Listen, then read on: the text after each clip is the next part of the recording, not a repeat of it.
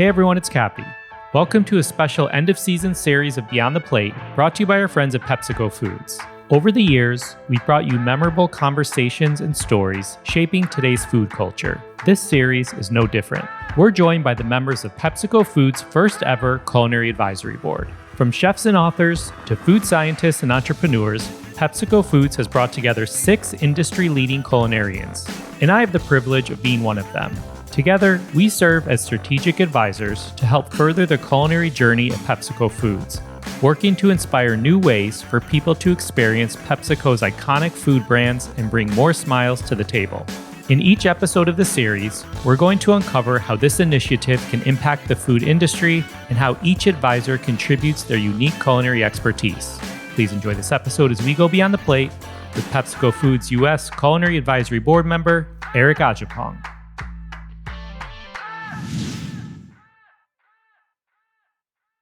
Eric, tell us something we don't know about you and your culinary career.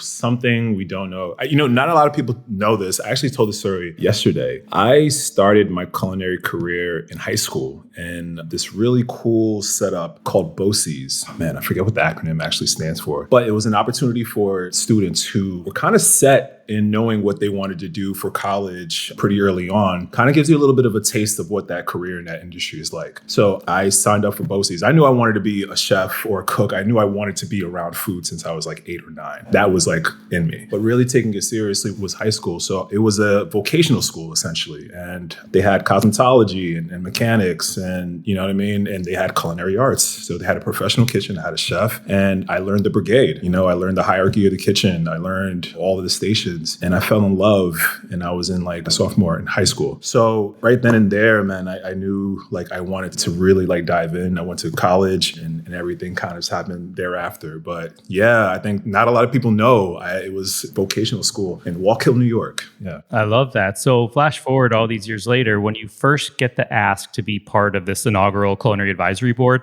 what went through your head? Such an honor. It's so cool. I mean, I have PepsiCo products all throughout my house. I grew up on this brand and all the amazing brands that come from such a wonderful group. So it was such an honor. And then it was a bigger honor to see who my contemporaries are. It's such a cool like place to be around. It's almost like chef camp and to kind of bounce ideas. And I admire everyone else that's on the Culinary Advisory Board, but to kind of like know that they admire my opinion and thoughts as well is pretty cool. Heck yeah. So speaking of that, what would you say you bring to the table, or like what can we expect from your involvement? Yeah, I have a background that is nutrition focused as well. I went to school in University of Westminster in London. I studied nutrition and public health. So I think about food in like really in so many different capacities. And the idea of really challenging ourselves to think beyond the snack and really go into the main plate. That's such a cool challenge. And I think my ideas and the things that I've done, not only with food, but really West African food specifically, and kind of bringing that or helping to bring that to the forefront. It's such a cool way to kind of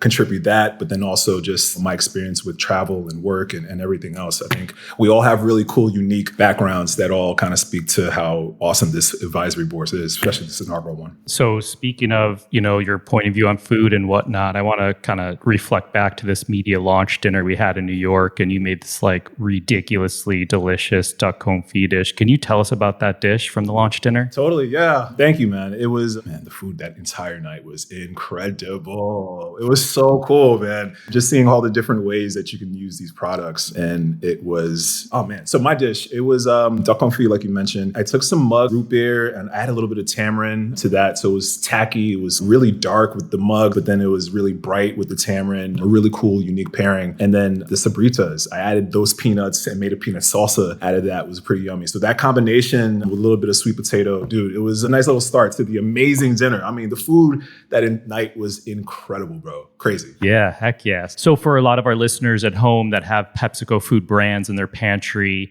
can you give us a tip or unique way people can incorporate them into their cooking? There's so many cool ways to incorporate PepsiCo foods into your cooking. And I think like there's foundational like ways to really think about it.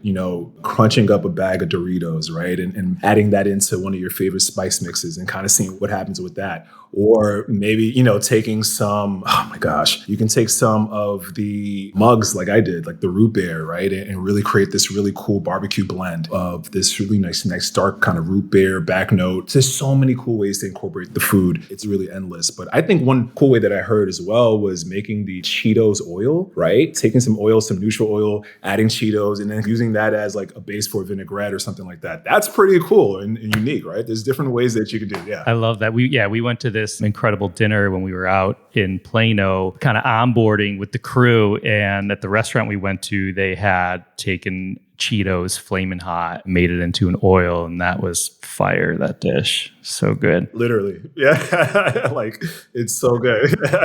How about if you could only use one in your cooking? What would it be? I would feel it would have to be somewhat neutral, right? Something that you can kind of add different things to, right? I am a sucker for sauce. I'm a sucker for anything to dip in. So I'm going Sabras, I'm going the hummus, and I'm thinking like I can add whatever. I can make it into a base for like, I don't know, a marinade for like, let's say a roasted chicken or turkey, right? You can use that. Or you can even just have it as the topping, like a vegan topping for nachos or something like that. So I would say that, man. That's probably my fix. Yeah, man. What about you? Oh, man. If I could only use one in my cooking, honestly, Allie's dish, the Cheetos polenta that he did was like so inspiring to me. Like that Cheetle, as they call it, that Cheetos dust, you know? Something about that. I feel like it's like this like magical ingredient that can like enhance so many dishes. It can do, and you know what's so cool about the Cheeto dust? It can be disguised, but then also you can make it the star. It's so many different ways to like incorporate it within the, like you said, within your dish, man. Yeah, that dish was absolutely insane. So good. Find Eric on Instagram at Chef Eric Adjepong. Thank you for tuning in to this special series. To learn more about PepsiCo Foods, visit PepsiCo.com. Follow them on social media at PepsiCo. PepsiCo Foods, we thank you. This series was produced by myself, along with Ian Cohen, Joel Yetton, and Sean Petrosian. Find me and keep up to date with this podcast across all social media platforms at On Cappy's Plate or go to BeyondThePlatePodcast.com. Our digital media producer is Sarah McClellan-Mee. Our music has been composed by Goldford. Thank you for listening to Beyond the Plate. I'm Cappy, and remember, there are never too many cooks in the kitchen.